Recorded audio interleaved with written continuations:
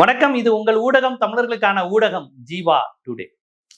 இப்ப பாத்தீங்கன்னா, வேளாங்கண்ணி கோயிலுக்கு நடிகர் விஜய் வருவதாக இருந்த தகவலை ஒட்டி அங்க விஜய் ரசிகர்கள் குவிந்து டிவிகேன்னு கத்தியிருக்கிறாங்க. இதுல என்ன செய்தி அப்படின்னு கேட்டீங்கன்னா, இந்த கட்சியினுடைய பேட்டர்ன் குறித்து நான் தொடக்கத்துல இருந்தே பதட்டத்துடன் சொல்றேன். நான் பல முறை விமர்சிக்கிறீங்க, விமர்சனம் பண்ணல. நம்ம தமிழ்நாட்டு இளைஞர்களை பார்த்து பதட்டமா இருக்கு. தமிழ்நாட்டு இளைஞர்களை பார்த்து பெருமைப்பட்ட காலகட்டம் ஒன்று இருந்தது. அண்ணா, காமராஜர், கலைஞர், எம்ஜிஆர், ஜெயலலிதா எல்லார் காலகட்டத்திலையும் இளைஞர்கள் இருப்பான். இந்த மாதிரி ஒரு ஒரு குறிப்பிட்ட கேஸ்ன்னு சொல்லுவாங்கல்ல, அந்த மாதிரி குரூப் கொஞ்சம் இருக்கும். ஆனா பொதுவா ஆவரேஜா எப்படி இருப்பானா, ஒழுக்கமா இருக்கிறவன், கண்ணியமா இருக்கிறவன், உணர்ச்சிகரமா இருக்கிறவன், சிந்திக்கிறவன், இவனுடைய அளவு அதிகரித்து இந்த மாதிரி பப்பன்னு இருக்கிற கூட்டம் கொஞ்சம் தான் இருப்பாங்க. ஆனா நீங்க பாருங்க, இவருடைய பேட்டர்ன் பாஜக பேட்டர்ன். விஜய் கட்சியினுடைய பேட்டர்னுங்கிறது முழுக்க மோடி. அதாவது நல்லா வாரணாசியில நிப்பாரு, வாரணாசியில காவி கட்டிட்டே ஒரு வாரம் சுத்துவாரு, ராமேஸ்வரம் வருவாரு, விவேகானந்தர் பாறையில தவம் இருப்பார். யாரு? மோடி. அப்புறம் நான் பயாலஜிக்கலா பிறக்கல, I am not a biological child, இதெல்லாமே அவரே சொன்ன வார்த்தை. அதாவது நான் ஒரு பயாலஜிக்கல் சைல்டு அப்படிங்கிறதையும் அவரே சொல்லுவார். இதெல்லாம் மோடியோட பேட்டர்ன். மோடி பாஜக தவிர்த்து இந்த பேட்டர்னை இந்திய அளவில் பெரிய அளவில் மற்ற கட்சிகள் பண்ணுவதில்லை. இப்ப திரிணாமுல் காங்கிரஸ், இப்போ மம்தா பானர்ஜி ஒன்றும் பெரிய நாத்திகர் மாதிரிலாம் எனக்கு தெரியல. கல்கத்தா காலி அந்த சென்டிமெண்ட்லாம் அவங்க எடுத்து பேசினா கூட மக்கள் பிரச்சனை, மாநில பிரச்சனை, வங்க மொழி பிரச்சனை, வங்காள மாநிலத்துக்கான பிரச்சனையை தான் பேசுவாங்க. எங்க கலாச்சாரம் மீன் சாப்பிடுறது, அதை பாஜக தடுக்குது. எங்க கலாச்சாரம் நாங்கள் இந்து முஸ்லீம் ஒற்றுமை, அதை நீ தடுக்கிற. இப்படித்தான் அவங்க பேசுவாங்க. நந்திகிராம் பிரச்சனை, இந்த மாதிரி பேசிதான் அவங்க தங்களை முன்னிறுத்திட்டாங்க. திமுக உங்களுக்கே தெரியும், கள்ளக்குடி பிரச்சனை, வடவர் எதிர்ப்பு, ஆரிய எதிர்ப்பு, இடஒதுக்கீடு, சமூக நீதி, தமிழ்நாட்டிற்கான முன்னுரிமை, ஜிஎஸ்டி, எங்களுடைய வரியை நீங்க வாங்குற, எங்கள்கிட்ட வரி வாங்கிக்கிட்டு எங்களை ஏமாத்துற, பேரிடர் நிவாரணம் தரல, டெல்லி எப்பவுமே இப்படித்தான். இந்த அரசியல் எதிர்த்து தான் திமுக அதிமுகங்கிற கான்செப்ட் வந்தது. அதிமுக வந்ததுக்கு அப்புறம் திமுக எதிர்ப்புங்கிற அந்த கலைஞர் எதிர்ப்புங்கிற ஒற்றை அரசியல் இது இருந்தாலும் டெல்லி எதிர்ப்புலயும் அவங்க கவனம் செலுத்தினாங்க. உங்களுக்கு ஜெயலலிதா அம்மையார் கவனம் செலுத்தினாங்க. ஆனா இந்த கட்சிக்கான பேட்டர்ன் அப்படியே பாஜக பேட்டர்ன். பாஜக பேட்டர்னுங்கிறது ஒண்ணும் கிடையாது. 24 மணி நேரம் கடவுள், கோவில், மசூதி, சர்ச்சு, இதை மாறி மாறி விமர்சனம் பண்ணிக்கிட்டு பேசிக்கிட்டு, இவருக்கு அவரை எதிர் நிறுத்திக்கிட்டு, அதுக்கு இதை எதிர் நிறுத்திக்கிட்டு சண்டை மூட்டி விட்டுக்கிட்டே இருக்கிறது மட்டும் தான் பாஜக பேட்டர்ன். அவங்க என்னைக்காவது இந்துக்கள்ங்கிறாங்களே, இந்து மக்களினுடைய இடஒதுக்கீடை பற்றி என்னைக்காவது யோசிச்சிருக்காங்களா? இந்து மக்களுடைய வழிபாட்டு உரிமை, கோவிலுக்குள்ள போய் வணங்குறத பத்தி என்னைக்காவது பேசியிருக்காங்களா? பேச மாட்டாங்க. ஆனா என்ன பேசுவாங்க? முஸ்லிம்களை அடிக்கணும், பாகிஸ்தானுங்க நமக்கு எதிரி. முஸ்லிம்களை அடிக்கணும், பாகிஸ்தான் எதிரி. ஐயோ பசு கோமாதா நமக்கு புண்ணியம். இதையே தான் சொல்லுவாங்களே ஒழிய மக்கள் பிரச்சனைகளை அவங்க பேச மாட்டாங்க. விஜயோட பேட்டர்னு பாருங்களேன். திமுகவை திட்டுறது, திமுக தீய சக்தி, கலைஞர் மோசமானவர், ஸ்டாலின் மோசமானவர், இதை பதிவு செஞ்சுட்டே இருப்பாங்க. என்ன இஷ்யூ எதுவுமே தெரியாது. டெல்லியுடைய ஆதிக்கம் இது குறித்து எதுவுமே பேச மாட்டாரு. ஜிஎஸ்டி, திருப்பரங்குன்றம், முஸ்லிம்கள் பிரச்சனை எதையுமே பேச மாட்டார். ஆனா முட்டி போட்டு சர்ச்சில் நடப்பாரு. நல்லா கவனிச்சு பாருங்க. அந்த மதம் சார்ந்த மக்களின் உரிமைகளுக்கு எதுவுமே குரல் கொடுப்பதில்லை. ஆனா அந்த மத வழிபாட்டு செய்யறது, அதை ஒரு வீடியோ வச்சு எடுத்து மக்கள்கிட்ட வெளியேறது, முட்டி போட்டு அப்படியே நடக்கிறாரு. சீரடி சாய்பாபா மகாராஷ்டிரால இருக்கு, அங்க போயிட்டு வர்றாரு. திருச்செந்தூர் கோயில போய் சூர சம்ஹாரம்ங்கிறாரு. இவர் செய்யற அந்த வதம் யாகம் நடத்துனதெல்லாம் என்ன நடந்திருக்கு, இது யாருடைய பேட்டர்ன் நல்லா தெரிஞ்சுக்கோங்க. வைக்கத்துல பெரியார் போகும்போது சத்ரு சம்ஹாரம்னு எதிரியை வதிக்கல, பெரியார் சாகணும், வைக்கம் போராட்டத்துல வைக்கம் வரும்போது பெரியார் சாகணும்னு சொல்லி அங்க உள்ள பார்ப்பனர்கள் யாகம் செஞ்சிருக்காங்க. அந்த சத்ரு சம்ஹார வதம் கடைசியில பாத்தீங்கன்னா அந்த மன்னர் உயிர் போயிருச்சு. பெரியாரை சாகணும்னு சொன்னவங்களுடைய உயிர் போயிருச்சு, அப்படியே பெரியார் உயிர் போகல. அப்ப கூட பெரியார் சொன்னாரு, இந்த யாகத்துக்கும் மன்னர் உயிர் போனதுக்கும் தொடர்பு இல்லை, அவரு இயற்கையா ஏதோ நடந்து உயிர் போயிருக்கு, இந்த யாகத்தினால யார் உயிரும் போகாது, யார் உயிரும் வராதுன்னு அப்பயும் பகுத்தறிவோட பேசினார். பெரியாரை கொள்கை தலைவராக கொண்ட இவரு யாகம்லாம் நடத்திட்டு இருக்காரு. இந்த யாகம் நடத்துறது, இதை ஒரு தலைவரே, கட்சியில உள்ள தொண்டர்கள் அப்படி இருப்பாங்க, வரப்போறவங்க அப்படி இருந்தா ஓகே. கட்சி தலைவரே எவ்வளவு அந்த ஆரிய அடிமை பேட்டனுக்குள்ள, ஒரு இந்துத்துவா பேட்டனுக்குள்ள, ஒரு கோவில், கடவுள், மதம் இதை பத்தி பேசுகின்ற ஒரு தலைமை அரசியல் கட்சி தமிழ்நாட்டுல உருவாயிருச்சு. இது தமிழ்நாட்டுல கிடையாது. தமிழ்நாட்டில் இப்படி ஒரு பேட்டர்ன் கிடையாது. கேரளாவில் இந்த பேட்டர்ன் கிடையாது. ஏன் ஆந்திரால கூட இவ்வளவு மோசமான பேட்டர்ன் இப்பதான் வருது. பவன் கல்யாண் தான் உருவாகிறார். அதுக்கு முன்னாடி வரையும் கூட சந்திரபாபு நாயுடு திருப்பதிங்கிறது பேசுவாங்களே ஒழிய அதை வச்செல்லாம் அரசியல் பண்ண மாட்டாங்க. அவங்க ஐடி பார்க்கை உருவாக்குறது, இந்த மாதிரி இளைஞர்களுடைய வேலை வாய்ப்பு, ஃபாரின் போறது, இந்த மாதிரி தான் யோசிப்பாங்க. கேரளாலையும் உங்களுக்கு அப்படிதான், தமிழ்நாட்டிலையும் அப்படிதான். ஆனா விஜய் கட்சியின் மூலமாக தமிழ்நாட்டில் பாஜக பேட்டர்ன் உள்ள வருது. கடவுளை சொல்லி ஓட்டு கேட்கறது, மதத்தை சொல்லி ஓட்டு கேட்கறது, சர்ச்சு, பள்ளிவாசல். இப்ப பாருங்க, அடுத்து நாகூர் தர்காக்கு போறாரு அப்படின்னு. நான் என்ன சொல்றேன், நாகூர் தர்காக்கு போறதுக்கும் இஸ்லாமியர்களுடைய உரிமைகளுக்கும் என்ன தொடர்பு? வேளாங்கண்ணில நீங்க முட்டி போடுறதுக்கும் மக்களுக்கும் என்ன? கிறிஸ்தவ மக்களின் உரிமை பறி போயிட்டு இருக்கே, அதுக்கு என்ன சம்பந்தம்? கிறிஸ்தவர்களை அடிச்சுக்கிட்டு இருக்கானே, அதுக்கு குரல் கொடுக்காம இவர் முட்டி போட்டு நடந்து போறாராம். இன்னைக்கு அது இந்த கட்சி தலைவர் இப்படின்னா, கட்சி இவரை தலைவராக ஏற்றுக்கொண்ட ரசிகர்கள் நிலை ரொம்ப மோசம். அவன் சர்ச்சுன்னு பார்க்கலங்க, வேளாங்கண்ணி சர்ச்சா அது என்னன்னு தெரியல. ஒரு ஏதோ சந்த கடை மாதிரி சர்ச்சுக்குள்ள போய்கிட்டு, நமக்கு கடவுள் நம்பிக்கை இருக்கு இல்ல, கிறிஸ்தவரா இருக்கும், முஸ்லீமா இருக்கும், இந்துவா இருக்கும், அது வேற. அது வந்து ஒரு குறிப்பிட்ட மத மக்கள் மதிக்கிற இடம், வழிபடுகிற இடம் வேளாங்கண்ணி கோவில்ங்கிறது. அங்க இந்துக்களும் வருவாங்க, முஸ்லீம்களும் வருவாங்க. ஆனா வந்து ஒருபோது இப்படி அநாகரிகமாக நடந்து கொண்டதில்லை. விஜய் வராரு வரல, அவர் தான் இப்ப வரேன்னு சொல்லிட்டு பிரச்சாரம் இதை நான் கேன்சல் பண்ற மாதிரி கேன்சல் கூட பண்ணலாம். இவங்க போய்கிட்டு தாவேக்கா தாவேக்கா டிவிக்கேன்னு கத்தியிருக்காங்க. இந்த மாதிரி கொடுமையை இதுவரை எந்த கட்சிக்காவது நீங்க பார்த்துருக்கீங்களா? இடதுசாரிகள் மாநாடு நடத்துவாங்க, திராவிட இயக்கங்கள் மாநாடு நடத்தி இருக்கிறாங்க, அதிமுக, திமுக, பாட்டாளி மக்கள் கட்சி, விடுதலை சிறுத்தைகள், எல்லா கட்சியிலும் மாநாடு நடத்துவாங்க. வைகோ நடத்தியிருக்காரு மாநாடு, பேரணி, நடைபயணம் எல்லாம் நடந்திருக்குங்க. இப்படி ஒரு நியூசன்ஸை பார்த்துருக்கீங்களா? சர்ச்சுக்கு வராராம், உடனே எல்லாரும் வந்து தாவக்கா டிவிக்கேங்கிறான். இந்த அரசியல் கட்சி முழுக்க இந்த கட்சி எப்படி இருக்குன்னா, ஒரு நடிகரை பார்க்க வருகின்ற ரசிகர்கள். இந்த பேட்டர்ன்லயே தான் அந்த கட்சியை கொண்டு போறாங்க.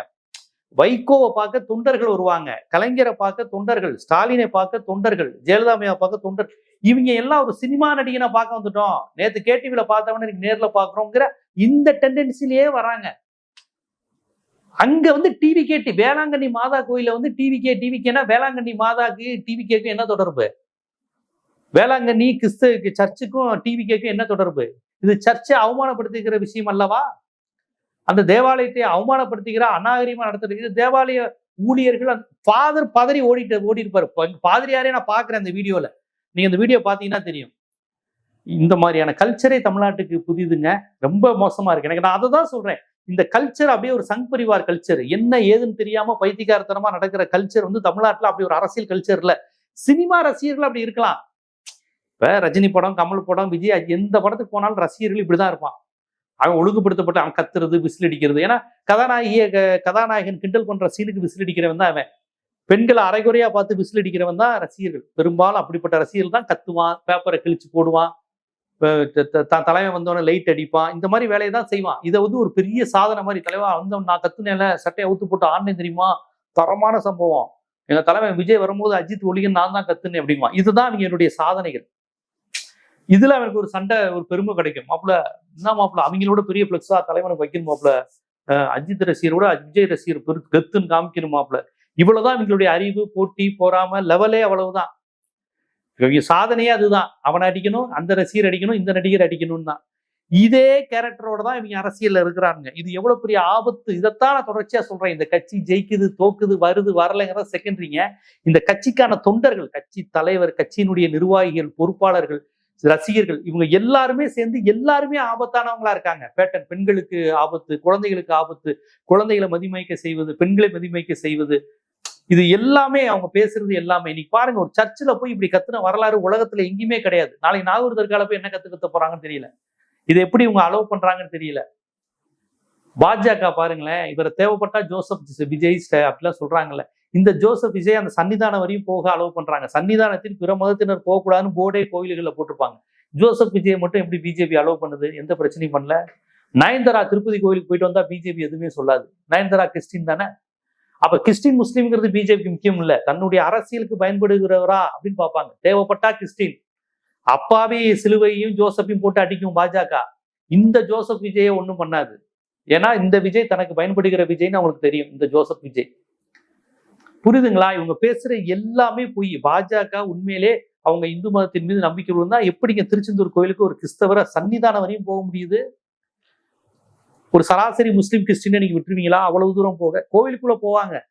சன்னிதானம் வரையும் போறதுக்கு நீங்க போய் அங்க போய் பூஜை எல்லாம் செய்யறாங்க. ஒரு கிறிஸ்தவருக்கு எப்படி இந்த பூஜை? நம்ம கேட்கல. இதே மற்றவங்களா இருந்தா ஜோசப் விஜய் கேட்பார், இவரு எச்ராஜா கேட்பார்ல, ஏன் கேட்கல? புரிஞ்சுக்கோங்க, பாஜகவுக்கும் விஜய்க்கு லிங்க். இன்னைக்கு பாருங்க, சர்ச்சில் போய் டிவிகேன்னு கத்துறாங்க.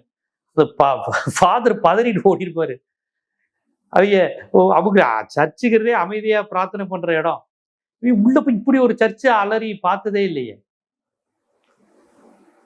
இந்திய எதிர்ப்பு போராட்டத்துல பக்தவச்சலம் முதலமைச்சர் பக்தவச்சலம் குரங்கே ஆட்சியை விட்டு இறங்கே அப்படின்னு கத்தும் போது அண்ணா சொல்றாரு, ஏன்னா அவர் பெரிய ஒரு பக்தவச்சலம், உன் வயசு என்ன அவர் வயசு என்ன, அவர் இந்திய திணிக்கிறாருன்னு நம்ம விமர்சிக்கிறோம், அதுக்காக அவரை போய் குரங்கு ஆட்சியை விட்டு இறங்குன்னு அடுக்குமொழியில திட்டுவியா அண்ணா சொல்றாரு. அதுதான் தலைவர். தன்னை அதாவது கொள்கை அடிப்படையில் கூட வார்த்தைகளில் கண்ணியம் வேண்டும் என்று நினைத்தவர் தான் அறிஞர் அண்ணா. தன்னுடைய எதிரி பக்தவச்சலம் அண்ணாவுக்கு அரசியல் எதிரி, இவர் இந்திய எதிர்க்கிறாரு, அவர் இந்திய திணிக்கிறாரு. அண்ணாவோட கருத்தை ஆதரிச்சுதான் இளைஞர்கள் மாணவர்கள் கத்துறான், பக்தவச்சலம் குரங்கே ஆட்சியை விட்டு இறங்கேன்னு. அண்ணா சொல்றாரு, என்ன வார்த்தை பேசுறீங்க ஏப்பா, ஒரு திராவிட முன்னேற்ற கழகமோ நம்ம தமிழை ஆதரிக்கின்ற நம்ம தமிழர்களோ இந்திய எதிர்ப்பு போராளிகளோ இந்த வார்த்தையை பயன்படுத்துறாங்கன்னு வரலாற்றில் வந்தா நமக்கு அவமானம் இல்லையா?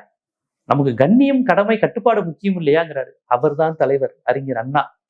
தனக்கு சாதகமான கருத்தை கூட தன்னுடைய தொண்டன் அநாகரிகமான முறையில் வெளிப்படுத்தினால், தன்னுடைய எதிரியை கூட கண்ணியமில்லாத வார்த்தைகளை பயன்படுத்தினால் கண்டிச்சார் பாருங்க. தலைவருங்க, அப்படிப்பட்ட தலைவர் வாழ்ந்த பூமிங்க அந்த 3 அறிஞர் அண்ணா மாதிரி. இங்க என்னன்னா, சர்ச்சுக்குள்ள புரிந்து ஒருத்தன் கத்துறான், தலைமையை ஒண்ணுமே கட்டுக்காது. தன்னோட கூட்டத்துக்கு வந்து 45 பேர் செத்து போயிட்டான், தலைமையை ஒண்ணுமே இது பண்ணாது. தன்னோட கூட்டத்துக்கு வந்து ஒருத்தன் போலீஸ் ஜீப்ல வந்து செத்து போயிட்டான், தலைமையை கண்டுக்காது. இது என்ன பேட்டர்ன், என்ன நடக்குமோ தெரியல. கேட்டா எங்க தலைவர் அப்படிதான் இருப்பாருன்னு பேட்டி கொடுக்குறாங்க. எங்க தலைவருடைய தனிப்பட்ட ஒழுக்கம் எதுவா இருந்தாலும் அதை நியாயப்படுத்தி பேசுவதற்கு ஆட்கள் இருக்கிறாங்க. இது எங்க போய் முடிய போகுது? அததான் சொல்றேன், இவர் மோடி பேட்டர்ன்ல தலைவர் இருக்கிறாரு, எதுவுமே தலையில இல்லாத பேட்டர்ன்ல அவங்க ரசிகர்கள் இருக்கிறாங்க. இது எங்க போய் முடிய போகுது? தமிழ்நாடு இதுகாரும் கட்டி காத்த கடமை, கண்ணியம், கட்டுப்பாடு, சமூக நீதி, இடஒதுக்கீடு, மொழி உணர்வு, தனித்துவம், அறிவியல் மனப்பான்மை, பகுத்தறிவு, உயர்கல்வி, இதுல எல்லாம் முன்னேற்றம் போன்ற எல்லா முற்போக்கு முன்னேறிய சாதகமான நேர்மறை காரணிகள் எல்லாத்தையும் அடிச்சு துவைக்க இந்த நடிகர் வந்திருக்கிறாரு அப்படின்னு தான் பார்க்க வேண்டியது இருக்கு. இந்த வடிவம், இந்த பேட்டர்ன், இதை நான் என்ன சொல்லனே தெரியல. ரொம்ப வேதனையாகவும் பதட்டமாகவும் இருக்கு. இனி இவர் போராடமெல்லாம் இப்படி ஒரு கூத்து கட்டுப்பாடு, அதை பெருமையா பேசி பாத்தீங்களா கூட்டம், இவர மாதிரி யாருக்கா கூடுமா அப்படின்னு சொல்லிக்க ஒரு கூட்டம், அந்த கூட்டத்துல என்ன 10-15 பேர் செத்து போவான், பாத்தீங்களா வந்து இத்தனை பேர் செத்து போயிட்டாங்க, இதுக்கு அவர் காரணம் இல்ல போலீஸ் தான் காரணம்னு நியாயப்படுத்த ஒரு கூட்டம். இது எங்க போய் முடிய போகுதுன்னு தெரியல.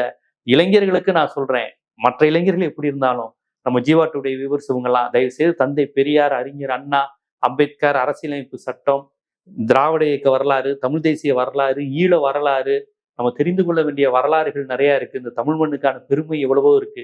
அதையெல்லாம் தயவு செய்து படிங்க. 15 வயசோ 18 வயசோ 30 வயசோ இதுவரையும் படிக்கலனாலும் இனிமையாவது படிங்க. இதையெல்லாம் படித்து உங்க மூளை ஒரு பகுத்தறிவோட இருந்துச்சுன்னா, ஒரு நிறைய தகவல் களஞ்சியமா நீங்க இருந்தீங்கன்னா, America, Iran, Iraq, Usilampatti, Andipatti, விக்ரவாண்டின்னு எதை பத்தி பேசினாலும் உங்களுக்கு ஒரு தொடர்புடையதா இருக்கணும். அப்படி ஒரு அறிவாளியா படிப்பாளியா நீங்க இருந்தீங்கன்னா, இந்த மாதிரி நடிகருக்காக போய் உயிரை விட மாட்டீங்க, கத்த மாட்டீங்க, சர்ச்சில் போய் இவ்வளவு அநாகரிகமா நடந்துக்க மாட்டீங்க. இவங்க இருக்கிறது இருக்கட்டும், இனி வருகின்ற தலைமுறையாவது தலைவர்களையும் தத்துவங்களையும் தமிழ்நாட்டு வரலாறையும் படித்த தெளிந்த நீரோடையாக அரசியல் ஆய்வு மனநிலை கொண்ட ஒரு அறிஞர்களாக இருக்கணும்னு ஆசைப்படுறேன். தயவு செய்து இந்த கணத்தில் இருந்தாலும் நம்ம தமிழ்நாட்டு இளைஞர்கள் படிங்க. இடையில ஒரு பெரிய கேப் வந்துருச்சு, அதை ஏற்றுக்கணும். இனிமையாவது பண்ணுங்க, வேற என்ன செய்யறது? இவ்வளவுதான் நான் சொல்லுவேன். என்னாலும் முடிந்த அளவுக்கு நான் அரசியல் வரலாறு விஷயங்கள் செய்திகள் தத்துவங்களை நான் சொல்றேன். நீங்களும் புத்தகங்களை படிங்க, உங்க தம்பி தங்கைகளையும் அரசியல் படுத்துங்கிறத தயவு செய்து நான் கேட்டுக்கிறேன்.